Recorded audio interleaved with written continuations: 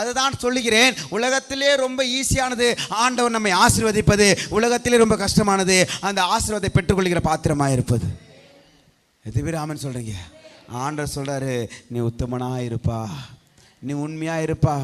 ஆபிரகாமே, உனக்கு 99 வயசு ஆயிடுச்சுன்னு எனக்கு தெரியுந்தாம்பா, இருந்தாலும் நான் உன்னை ஆசீர்வதிக்க வருகிறேன்.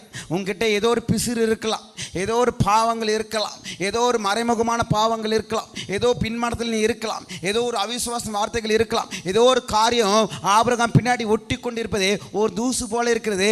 அதிரையும் ஆண்டவர் உதிரி தள்ளிவிட சொல்றாரு, நீ உத்தமனா இருப்பா. இந்த காலை வேளை வந்திருக்கிற ஆண்டவருடைய பிள்ளைகளே, கர்த்தா கவனிங்க, நீங்கள் உத்தமனாயிருங்க. எல்லாம் கர்த்தா கவனிங்க, நீங்கள் உத்தமனாயிருங்க, நீங்கள் உத்தமனாயிருங்க. ஆண்டவர் உங்களை ஆசீர்வதிக்க விரும்புகிறார், ஆண்டவர் உங்களை உயர்த்த விரும்புகிறார், ஆண்டவர் உங்களை மேலே தூக்க விரும்புகிறார், ஆண்டவர் உங்களை சகல ஜாதிகளை மேன்மையாக வைக்க விரும்புகிறார். ஆண்டவர் உங்கள் வாழ்க்கையில் இருக்கிற குறைவுகளை கர்த்தர் நிறைவாக்க விரும்புகிறார்.